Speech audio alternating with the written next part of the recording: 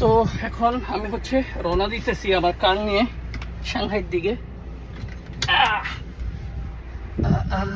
সাংহাইয়ের দিকে রওনা দিতেছি কেন, দাঁড়ান ম্যাপটা সেট করে নি।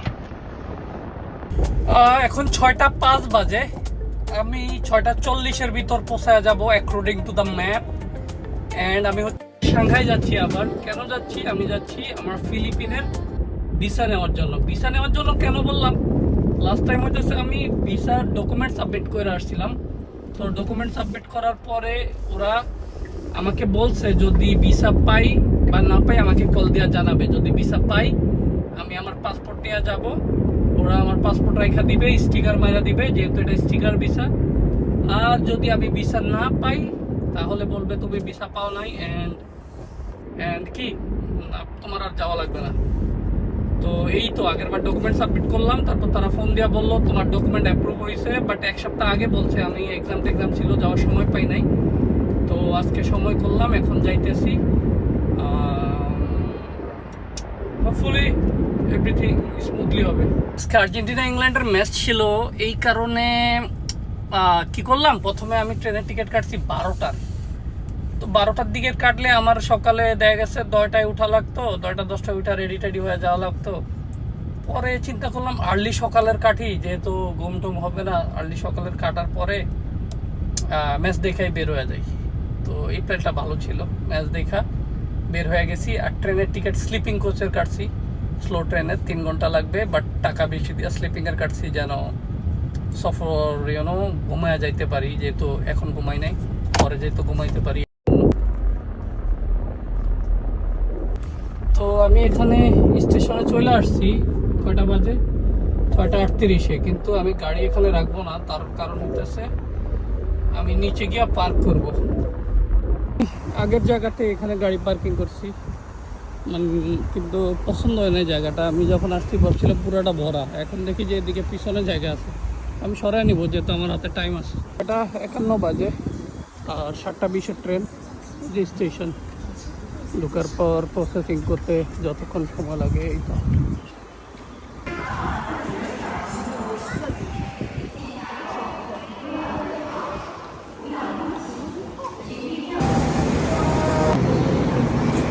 ট্রেনের ভিতরে চলে আসছি, এখন হইতেছে ঘুমাবো ডাইরেক্ট বেডে।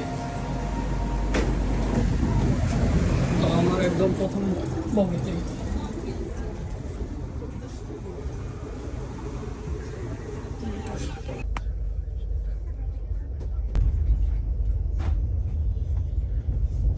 তো আমি সাংহাইতে পৌঁছায় গেছি, এখন হচ্ছে ট্যাক্সি ডাক দিলাম। ট্যাক্সি এই যে ম্যাপে ট্র্যাক করা যায়, আমাদের দেশেও করা যায়, বাট এখানে বেশি ইনফরমেশন দেখা যায়। বাট এটা হইতেছে নতুন, প্রত্যেকটা স্টেশনে যেই ট্যাক্সিগুলো পার্কিং স্পটে ঢুকবে সাথে সাথে ওইগুলোর নাম্বার চলে আসবে।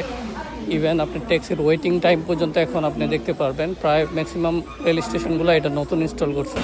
তো আমি এই যে আমার ট্যাক্সি নিয়ে চলে গেলাম কি বলে ভিএফএস গ্লোবালের অফিসের দিকে, যেখানে ভিসা। 3 বাজে আমি ভিএফএস গ্লোবালের সামনে এই যে পৌঁছায় গেছি।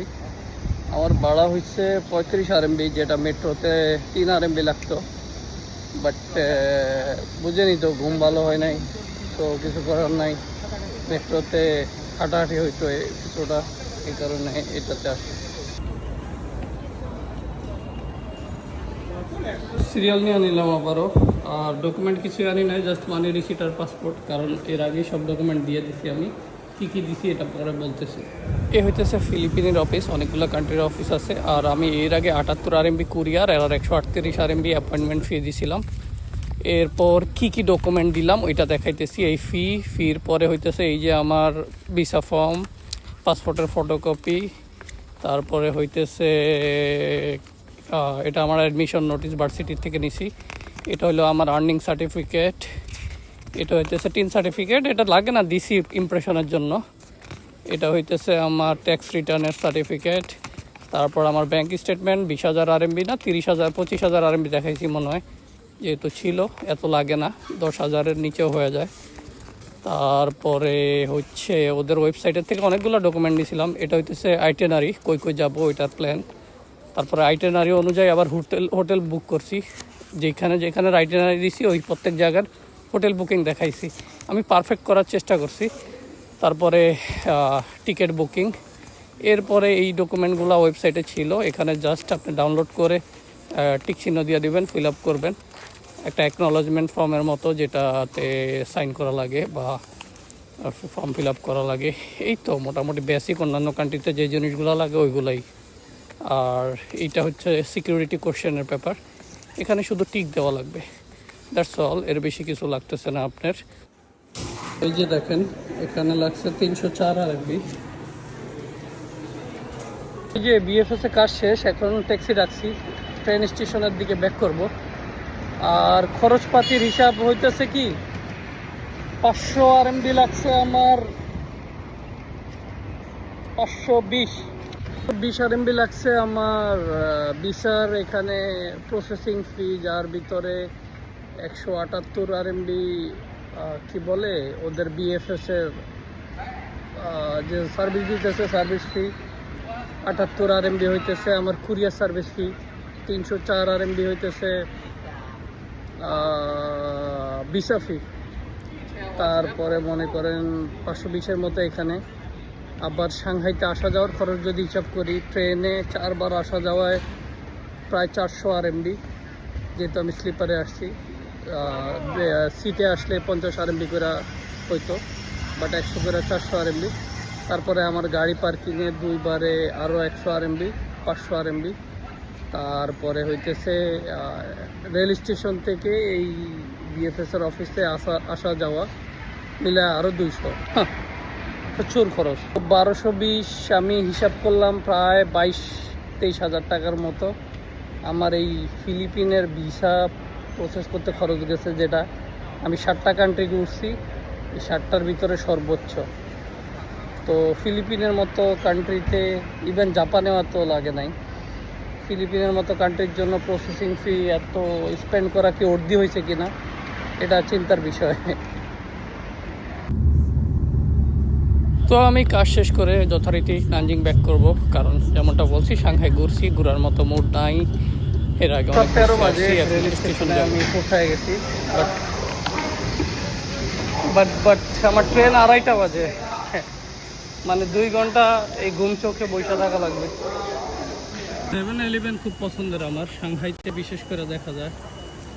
লসুন টসুন মতো চাইনিজ, এই যে KFC, ম্যাকডোনাল্ডস সব আছে সাংহাইতে, মোটামুটি ইন্টারন্যাশনাল চেইন সবগুলাই পাওয়া যায়, যেটা অন্যান্য সিটিতে সবগুলো নাই, বাট কিছু কিছুগুলো আছে। বাথরুম করার জন্য 36 টাকা দিয়ে ইনটেক পানির বোতল কিনছি, এ হইতেছে অবস্থা। এই যে দেখেন একদম 2 RMB, মানে 36 টাকা। বাথরুম ফ্রি সবই আছে, কিন্তু চায়নাতে আপনারা যেমনটা জানেন ওরা পানি স্প্রে ইউজ করে না, টিস্যু ইউজ করে। সো বাথরুমগুলো প্রচুর ক্লিন থাকে, বাট টিস্যুটা একটা প্রবলেম। তো আমরা কি করি, এটা হাস্যকর টপিক, বাট আমাদের হোস্টেলে আমরা ব্যবস্থা করে আনি, বাট বাইরে আসলে এরকম পানির বোতল ভরসা। অনেক সময় খালি বোতল পাইলে পানি ভরে নিই সিঙ্ক থেকে, আর খালি বোতল না পাইলে এরকম টাকা খরচ করা লাগে, কিছু করার নেই। এটা হইতেছে সাংহাই রেলওয়ে স্টেশন। এই সাংহাইতে 4টা রেলওয়ে স্টেশন আছে মনে হয়, তার ভিতরে এটা একটা।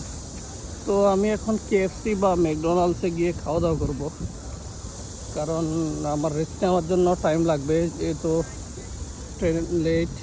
ট্রেন লেট হওয়ার কারণ হচ্ছে আমি যে স্টেশনে গাড়ি পার্ক করছি ওই স্টেশনের হঠাৎ করে আজকে ট্রেনের পরিমাণ কম, তো 2.5 ঘন্টা পর পাইছি। ছিল বুলেট ট্রেন, অনেক বেশি এক্সপেন্সিভ, 180 RMB মতো, যেখানে স্লিপার কোচই 90-এ পাওয়া যায়, আর সিট পাওয়া যায় স্লো ট্রেনে 40-50 RMB।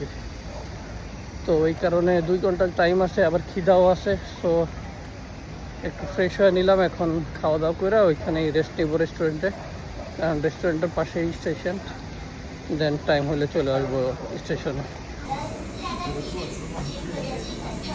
KFC-তে টেবিলের উপর মাথা দিয়ে একটা ন্যাপ নিলাম, প্রায় 1.5 ঘন্টার ন্যাপ, মানে বেশ ভালো ন্যাপ। তো শুধু আমি না, ম্যাক্সিমাম লোকজনই দেখলাম খাওয়া দাওয়া করে শুয়ে আছে, বা কেউ খাওয়া দাওয়া না করে বসে আছে, গল্প করতেছে। মানে KFC মনে হইতেছিল না যে আড্ডার জায়গা, হ্যাঁ। আর এরাও কিছু বলে না, এটাই হচ্ছে চায়নার রেস্টুরেন্টগুলোর কালচার দেখলাম, এটা ভালো। ST132 আমার ট্রেন, 2:12 বাজে। বাট 2:32 ট্রেন 20 মিনিট আগেই গেট খুলে দিছে। তো লাকি আমি বলছিলাম গিয়া জিমানো লাগবে সিটে, বাট গেট খুলে দিছে। এখন গিয়েই সাথে সাথে শুয়ে যাবো ট্রেনে। দিক দেওয়া লাকি, যেমন গেট খুলছে জলদি তেমন আমার পোস্ট নাম্বার 5 আর এই যে সিঁড়ির সাথেই 5 ঢুকবো, পুট করে ঘুমায় যাবো।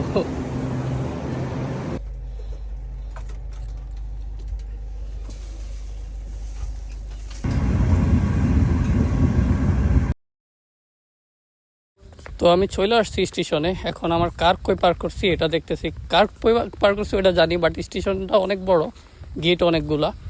তো ট্রেন থেকে নামার পর নেভিগেশন না দেখলে বোঝা যায় না কোন সাইড দিয়ে যাওয়া দরকার। তো এই কারণে দেখা ওই হিসাব কইরা 34 বাজে আমি ট্রেন থেকে নামছি। আর ট্রেনে বেশ ভালো ঘুম আসছে, 3 ঘন্টার মতো ভালোই ঘুমাইছি। তো নানজিংয়ে চলে আসছি। এখন আমার কার ড্রাইভ করে আমি হইতেছে আমার পুকুতে ব্যাক করবো আর কি। গাড়িতে আসছি, ক্যাম্পাসে ব্যাক করবো, কিন্তু ভালো লাগতেছে না কেন জানি। ঘুমাইছি ট্রেনে, ঘুমাইছি, বাট ধরেন যাওয়ার টাইমে 1.5-2 ঘন্টা ঘুমাইছি, আসার সময় 3 ঘন্টা ঘুমাইলেও হয়েছে কি বারবার ঘুম ভাঙ্গা উঠা টানা, ভালো ঘুম হয় নাই। তো মাথা তৈরি আছে, কেমন ভালো লাগতেছে না। তো ক্যাম্পাসে গিয়ে রেস্ট নেওয়া লাগবো প্রপারলি। আর ভিসার ব্যাপারে আরেকটা ইনফরমেশন বলি, কান্ট্রি টু কান্ট্রি ডিপেন্ড করে। যেমন ম্যাক্সিমাম কান্ট্রি ফিলিপিনের অনারেবল ভিসা দেয় বা ই ভিসা অ্যাপ্লাই করলে হয়ে যায়। বাট আমরা তো বাংলাদেশ স্পেশাল কান্ট্রি, সো আমাদের স্টিকার ভিসা লাগে। এই কারণে অনেকগুলা এই ডকুমেন্ট সব দেওয়া লাগছে, প্লাস আমার এত টাকা খরচ করা লাগছে, যেটা আনবিলিভেবল। তবে এই টাকা বেশি খরচ হয়েছে সাংঘাই আসা যাওয়ার কারণে, আর বিএফএস 2বার সাংঘাই আসা যাওয়া আর বিএফএস এর এক্সট্রা চার্জের কারণে।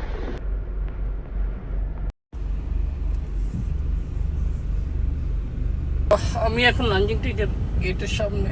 খিদা লাগছে প্রচুর। ক্যাম্পাসে যাওয়ার পরে খাবো কি খাবো না খাবো, পাশে আল জান্নাতের কথা মনে পড়লো, ভাবলাম বাটার চিকেন নান টান। 6:47 বাজে এই যে আল জান্নাত রেস্টুরেন্টে চলে আসছি, খাওয়া দাওয়া করবো, তারপরে বাকি কথা। 7:38 বাজে আমি আমার ক্যাম্পাসে এসে পৌঁছাইছি। এই তো এই ট্রেন স্টেশনে 2 ঘন্টা ওয়েট করা আর আল জান্নাতে গিয়ে খাওয়া মিলে 3 ঘন্টা 3.5 ঘন্টা মনে করেন যে ওয়েস্ট হয়েছে। নয়তো আরও 3-4 ঘন্টা আগে আসা যাইতো। যাই হোক, এই ছিল টোটাল এক্সপিরিয়েন্স আমার ফিলিপিনের ভিসা অ্যাপ্লাইয়ের। আমি এটাকে স্মুথ এক্সপিরিয়েন্স বলবো না, কারণ 2বার সাংঘাই যাওয়াটা একটা সময়ের ব্যাপার, টাকার ব্যাপার, পরিশ্রমের ব্যাপার। আর হইতেছে ভিসা ফি সব খরচ মিলে যা পড়ছে, এটা কনভিনিয়েন্ট ছিল না। স্টিল নাও ফিলিপিন যাওয়ার পরে বুঝবো এটা ওর দিকে না, আগে জাজ করে লাভ নাই। সো আরও কয়েকটা কান্ট্রি অ্যাপ্লাইয়ের চেষ্টা করতেছি। যাই হোক, বিদায় জানাই, যা হবে দেখাবো। আল্লাহ হাফেজ।